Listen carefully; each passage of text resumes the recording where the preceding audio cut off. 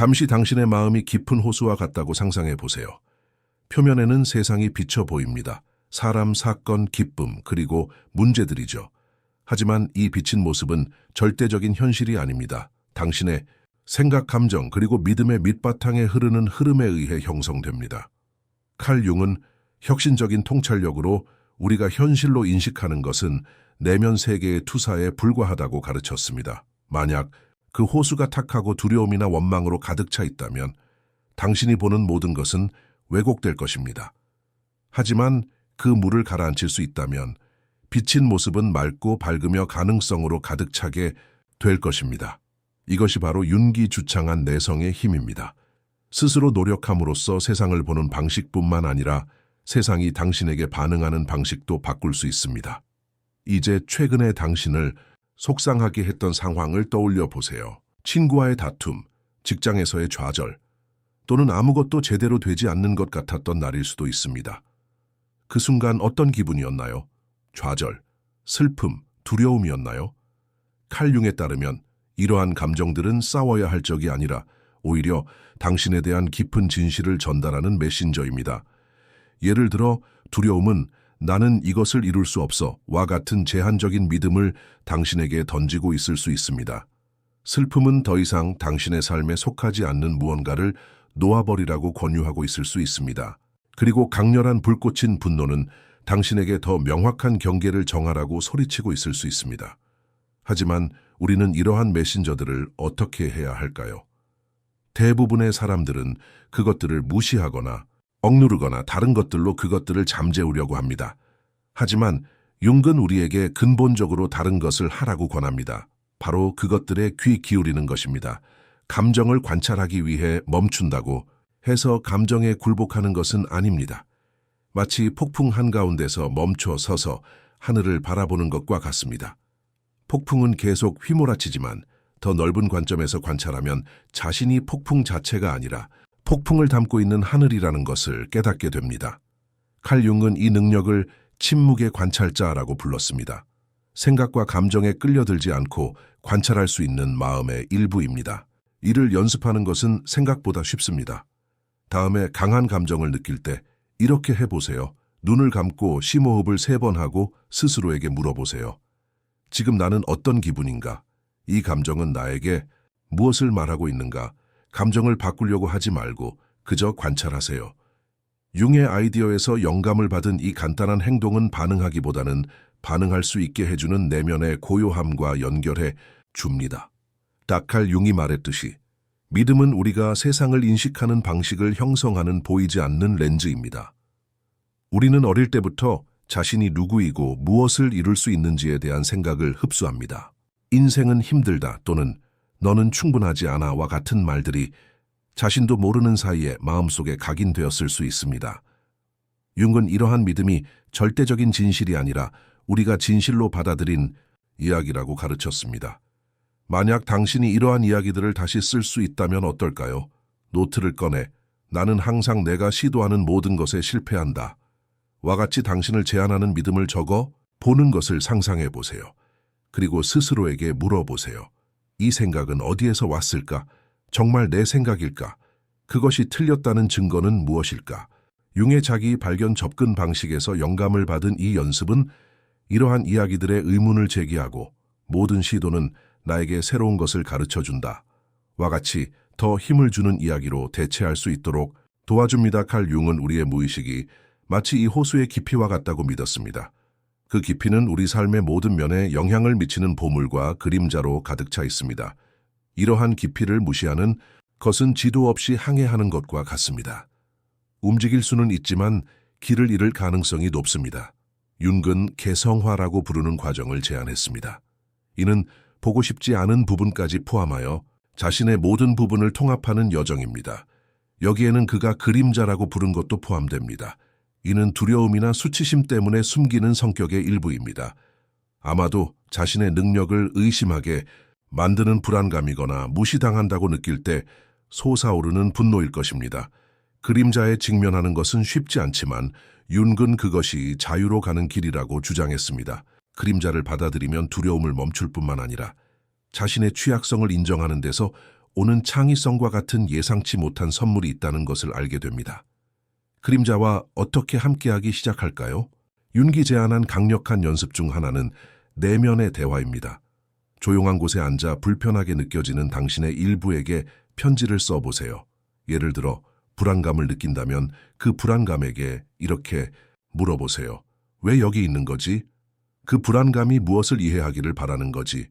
불안감의 목소리를 부여함으로써 당신은 그 불안감에 숨겨진 힘을 벗겨내기 시작합니다. 이 과정은 당신의 결점을 없애는 것이 아니라 그것들을 통합하여 당신에게 도움이 되도록 하는 것입니다. 칼 융은 우리가 인식하지 못하는 것이 우리의 운명이 된다고 말했습니다.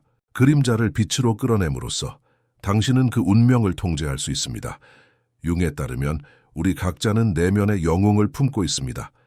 슈퍼히어로 영화 속 영웅이 아니라 내면의 용과 맞서 더 강해지는 존재로서 말입니다. 이 용들은 당신의 두려움, 의심 또는 다른 사람들이 당신에게 거는 기대일 수 있습니다. 융에 따르면 영웅의 여정은 외부 세계를 정복하는 것이 아니라 내면 세계를 정복하는 것입니다. 어려운 감정에 맞서거나 제한적인 신념에 의문을 제기하거나 꿈을 향해 한 걸음 내디딜 때마다 당신은 이 원형을 실천하고 있는 것입니다. 스스로에게 물어보세요. 오늘 나는 어떤 용을 피하고 있는가? 그 용과 맞서기 위해 어떤 작은 발걸음을 내디딜 수 있는가? 칼 융에 따르면 인생은 끊임없는 자기 발견의 과정입니다. 모든 것이 결정된 최종 목적지에 도달하는 것이 아니라 호기심과 용기를 가지고 여정의 모든 단계를 받아들이는 것입니다. 융은 이 과정을 나무의 성장에 비유했습니다. 뿌리는 어둠 속에서도 땅속 깊이 뻗어 영양분을 찾고 가지는 빛을 향해 뻗어나갑니다. 당신에게도 깊은 뿌리가 있습니다. 당신의 가치관, 경험 그리고 회복력 말입니다. 당신이 마주하는 모든 도전은 그 뿌리를 더욱 튼튼하게 하고 가지를 뻗어 새로운 가능성으로 뻗어나갈 기회입니다. 잠시 생각해 봅시다. 마지막으로 한계 없이 꿈을 꾸었던 게 언제였나요? 칼 융은 상상력이 현실을 변화시키는 강력한 도구라고 믿었습니다.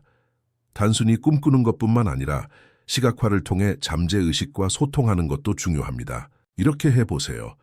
눈을 감고 만약 당신이 완벽한 자신감을 가지고 산다면 어떤 삶이 펼쳐질지 상상해보세요.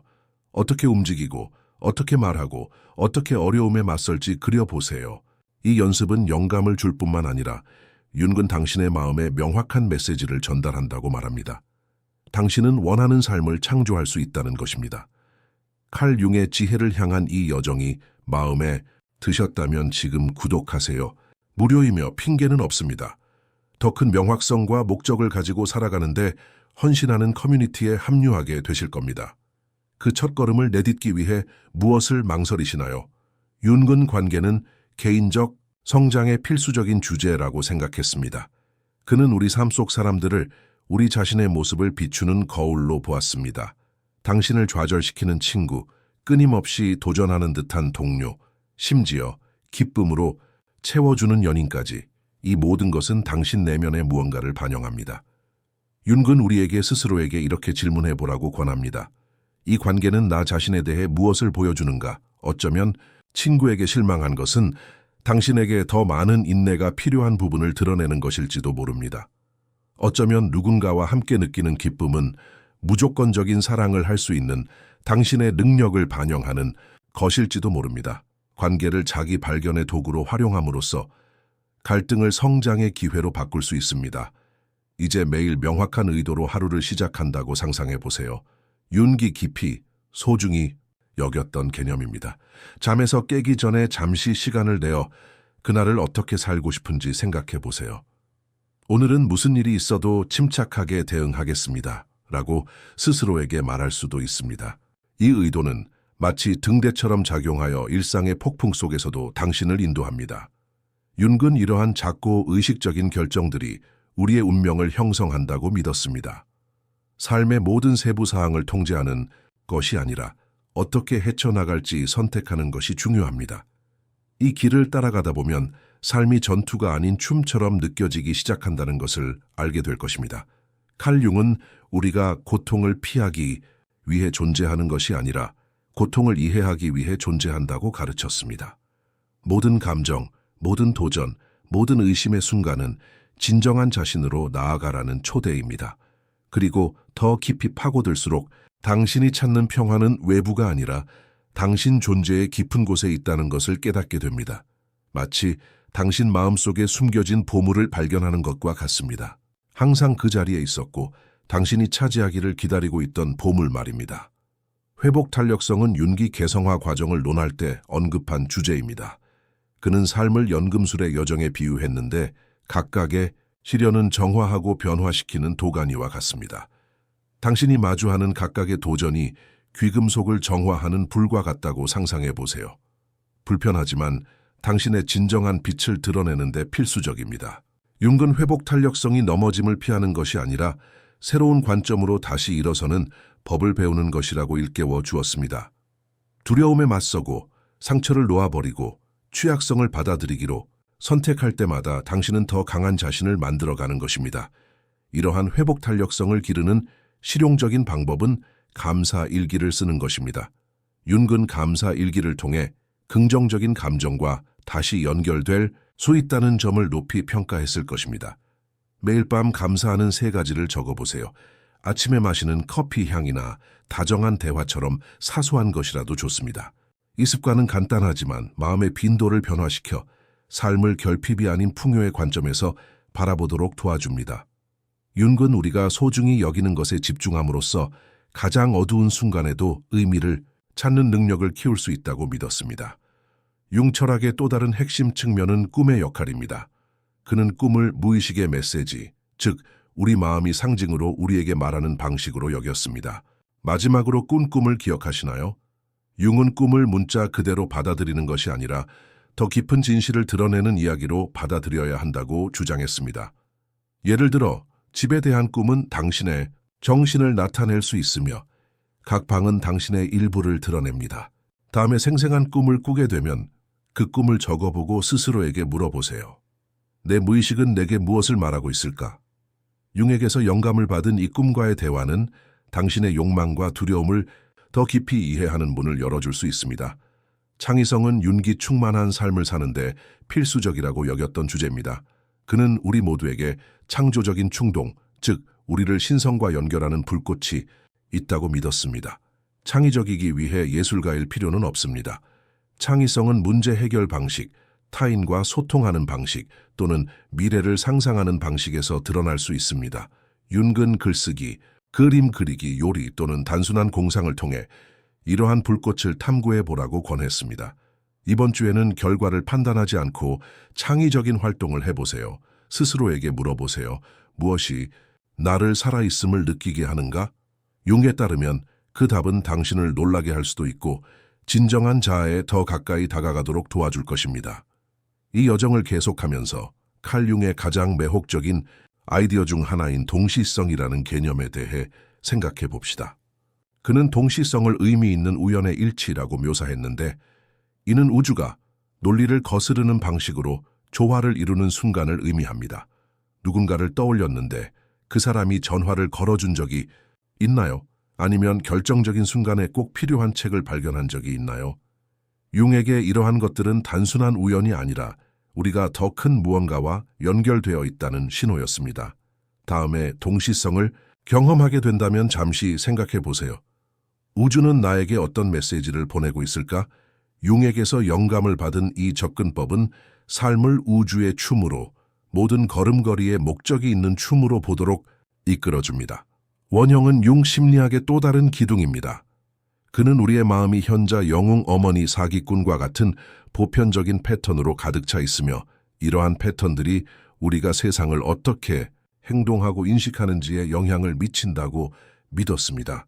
예를 들어 누군가를 보호하고 싶어 할 때 당신은 어머니 원형을 실천하고 있을 수 있습니다. 정면으로 도전에 직면할 때 당신은 영웅 원형을 체현하고 있는 것입니다. 생각해 보세요. 오늘 당신의 행동을 이끄는 원형은 무엇일까요? 윤은 이러한 패턴을 인식함으로써 우리는 그것들과 의식적으로 협력하고 그것들이 우리를 통제하도록 내버려 두지 않고 성장하는 데 활용할 수 있다고 가르쳤습니다. 이 여정의 마지막에 다다르면서 윤기 자신을 넘어선 목적을 찾는 것과 연관지었던 초월의 개념을 생각해 봅시다. 그는 진정한 충만함은 자연, 예술, 영성, 혹은 타인에 대한 봉사 등 더 큰 무언가와 연결될 때 온다고 믿었습니다. 스스로에게 물어보세요. 무엇이 나를 더 큰 무언가의 일부로 느끼게 하는가? 친구를 돕는 것, 아름다운 것을 만드는 것 혹은 단순히 별을 바라보는 것일 수도 있습니다. 융에게 이러한 연결의 순간들은 우리가 혼자가 아니라 더 큰 전체의 일부임을 상기시켜 줍니다. 이 영상을 시청해 주셔서 감사합니다. 구독하시면 정신을 강화해 줄 더 많은 비밀을 얻으실 수 있고 댓글도 남겨주실 수 있습니다. 보호, 모든 부정적인 영향으로부터 자유로워질 준비가 되셨다면 곧 만나요.